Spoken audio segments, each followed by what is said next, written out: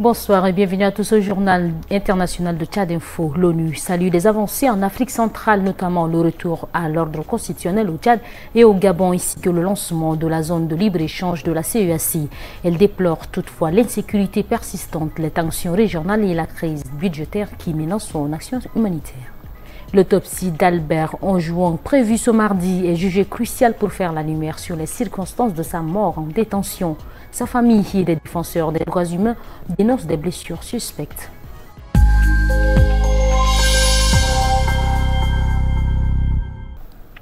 L'OMS considère toujours cette maladie comme une urgence de santé publique de portée internationale. Elle appelle à un soutien accru de la communauté internationale pour y faire face. Ce virus appartenant à la même famille que la variole provoque une forte fièvre et des liaisons cutanées. Togo, Tanzanie, Soudan du Sud, Malawi, Éthiopie. Depuis le mois de février, 5 pays africains se sont ajoutés à la liste des pays à avoir signalé des cas de Mpox. Après une réunion tenue la semaine dernière, l'OMS a donc décidé de maintenir l'alerte face à cette maladie. Certes, la capacité de réponse de certains pays a progressé, reconnaît l'Organisation mondiale de la santé.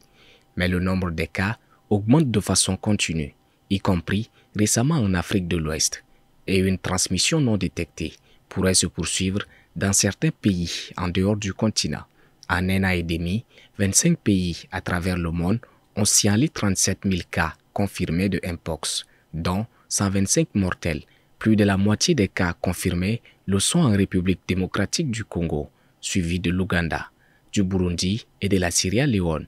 La RDC continue de signaler de 2000 à 3000 cas suspects chaque semaine. Il faut une vaccination ciblée, selon le directeur de l'OMS. Tedros Ghebreyesus appelle tous les partenaires à soutenir le plan mondial de réponse au Mpox. 147 millions de dollars sont nécessaires. Au Kenya, la polémique ne faiblit pas après la mort d'Albert Ojwang, survenue quelques heures après son arrestation le samedi 7 juin 2025. Il avait été interpellé à la suite d'une plainte du numéro 2 de la police qui l'accusait de nuire à son image sur les réseaux sociaux. Selon les autorités, il se serait coigné la tête contre le mur de sa cellule. Une version officielle largement contestée par sa famille et des organisations de défense des droits humains. L'autopsie d'Albert Ojwang devait avoir lieu lundi. Elle a été repoussée et est finalement prévue pour ce mardi. Son père a patienté plusieurs heures à la morgue. Les résultats sont attendus avec impatience car la version avancée par la police ne convainc pas et plusieurs questions demeurent, comme explique Julius Jomon, l'avocat de la famille devant la presse. Nous ne sommes pas encore certains de la cause exacte du décès d'Albert ni de qui en est responsable. S'il a été arrêté pour les raisons invoquées, pourquoi a-t-il été placé en isolement? Pourquoi dit-on qu'il serait cogné la tête contre le mur? Son corps présentait de nombreuses blessures à la tête, aux mains, aux épaules. Sa tête est complètement enflée. Plusieurs militants des droits humains sont aussi venus à la morgue pour demander justice pour Albert Ojwang. Hissène Khalid, à la tête de Vocal Africa, une association de défense des droits humains, y a passé la journée. Nous disons trop c'est trop. Nous avons perdu trop de vies aux mains de la police. Quelles que soient les circonstances, personne ne devrait mourir en détention policière. La police maintient qu'Albert Ojwang a été retrouvé inconscient dans sa cellule, puis amené à l'hôpital où il a été déclaré mort à son arrivée. Tous les officiers présents cette nuit-là ont été suspendus afin de faciliter l'enquête. La police des polices a annoncé avoir commencé son investigation. L'Afrique centrale au cœur des débats au Conseil de sécurité. Les 15 membres ont été briefés par Abdou Amari, représentant spécial du secrétaire général de l'ONU pour la région. Dans son rapport semestriel, il souligne les avancées au Tchad, au Gabon et au Sao Tomé et Principe, ainsi que le lancement de la zone de libre-échange de la CEAC. Mais il alerte aussi sur la persistance de l'insécurité dans le bassin du lac Tchad et la région des Grands Lacs, ainsi que sur les conséquences des difficultés budgétaires de l'ONU sur ses opérations humanitaires. Première satisfaction pour l'ONU, le retour à l'ordre constitutionnel au Tchad et au Gabon, même si l'organisation restera vigilante à propos de la mise en œuvre de la décentralisation et du processus de désarmement, démobilisation et de réinsertion au Tchad, plus de la réforme du système judiciaire au Gabon.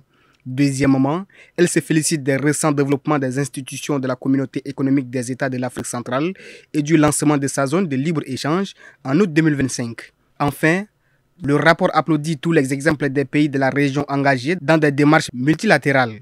Cependant, L'ONU déplore l'insécurité persistante dans le bassin du lac Tchad et dans la région des Grands Lacs, dénonçant notamment les attaques des drones chargés d'explosifs par le groupe affilié à Boko Haram, et elle plaide pour le maintien de la force multinationale mixte qui a été forcée de quitter le Niamey. Les Nations Unies constatent le conflit persistant entre le Rwanda et la RDC et soutiennent aussi les initiatives de paix en cours. Par ailleurs, l'ONU note aussi le danger de la désinformation massive au Cameroun. Enfin, Abdou Abari a mis en garde sur le manque de financement causé par la crise budgétaire de l'ONU qui pourrait aggraver la situation humanitaire dans les zones où les Nations Unies prennent en charge des réfugiés qui ont fui le Soudan par exemple. En Corée du Sud, une panne d'Internet massive a touché plusieurs sites web majeurs dans la nuit du vendredi 7 au samedi 8 juin entre 2 h du matin et 3 h du matin, heure locale. L'accès a été interrompu pendant environ 9 heures, un événement rare dans l'un des pays les plus fermés du monde. Parmi les sites touchés figurait notamment le site du ministère des Affaires étrangères, celui de la compagnie aérienne nationale Air Koryo, ainsi que la plateforme de la presse d'État. En l'absence de communication officielle des autorités nord-coréennes, les causes précises de cette interruption restent inconnues.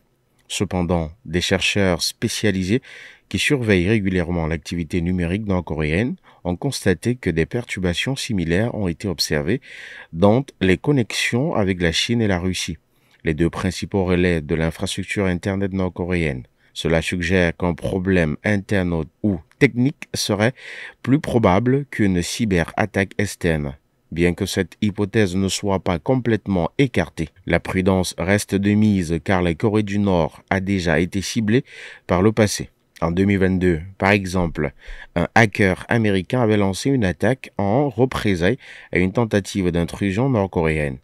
Il avait alors paralysé plusieurs services officiels en ligne, dont le site du journal Rondon Sinmun, organe du Parti des travailleurs. Il est difficile d'évaluer combien d'utilisateurs ont été réellement affectés par cette coupure. La grande majorité de la population nord-coréenne n'a pas accès à Internet mondial. Elles utilisent plutôt un réseau interne souvent qualifié d'intranet qui propose quelques services numériques limités, messagerie, sites d'information locaux, sans aucun lien avec l'extérieur. Seule une infime partie de la population, moins de 1%, selon les estimations, dispose d'une connexion restreinte à Internet international. Ce privilège est généralement réservé à des profils très spécifiques, aux fonctionnaires, diplomates, chercheurs, techniciens, gouvernementaux ou touristes étrangers. À Pyongyang, l'accès au Wi-Fi est notamment possible via un réseau sécurisé appelé Mirae. Pour s'y connecter, il faut un mot de passe, une carte SIM autorisée et surtout un appareil préalablement enregistré. D'après le site spécialisé 38 Nord, le pays ne disposerait que d'environ 1 millier d'adresses IP pour ses 25 millions d'habitants. En France, 16 militants d'un groupe d'ultra-droite comparaissent à partir de ce mardi 10 juin devant le tribunal correctionnel de Paris. Ils sont poursuivis pour participation à une association de malfaiteurs terroristes entre 2017 et 2018. Ils auraient rejoint l'AFO, Action des forces opérationnelles, une organisation décrite par le parquet comme hiérarchisée et structurée qui projetait des actions violentes contre des lieux symboliques de l'islam, des accusations que les prévenus contestent. Ces 13 hommes et 3 femmes ingénieurs, infirmières, ex-policiers ou même diplomates ont intégré le groupe AFO dans le but de revendiquer de combattre l'emprise musulmane qui s'installe en France face à des prévenus qui se définissent comme des patriotes, voire des résistants, et contestent toute intention terroriste. Le parquet estime que l'enquête a confirmé l'existence des projets clandestins ciblant des membres de la communauté musulmane dans le cadre d'une organisation hiérarchisée et structurée fondée autour d'une même idéologie alimentée par l'assimilation du terrorisme djihadiste à l'islam en général et la crainte du grand remplacement. Parmi les projets envisagés, une opération halal consistant à empoisonner au cyanure ou à la mort au rat des produits halal dans les supermarchés pour discréditer la nourriture halal, faire exploser la porte d'une mosquée à Clichy, la Garenne, ou encore tuer 200 imams radicalisés, des armes à feu, Des milliers de munitions ainsi que des éléments entrant dans la fabrication d'explosifs ont été retrouvés en perquisition. Initialement considérés comme criminels, les faits ont été requalifiés en délit. La peine encourue est donc moins lourde. La juge d'instruction a suivi en cela les réquisitions du parquet antiterroriste qui explique à l'AFP avoir, en dépit de la gravité des projets proposés, appliqué sa politique pénale habituelle. Lorsque les projets d'action violentée ne sont pas pleinement finalisés sous contrôle judiciaire, ils comparaîtront libres à ces projets qui doivent durer jusqu'à 27 juin. Et c'est tout pour cette édition, mesdames et messieurs. Merci de l'avoir suivi. Mais restez sur Tchad Info pour plus d'informations.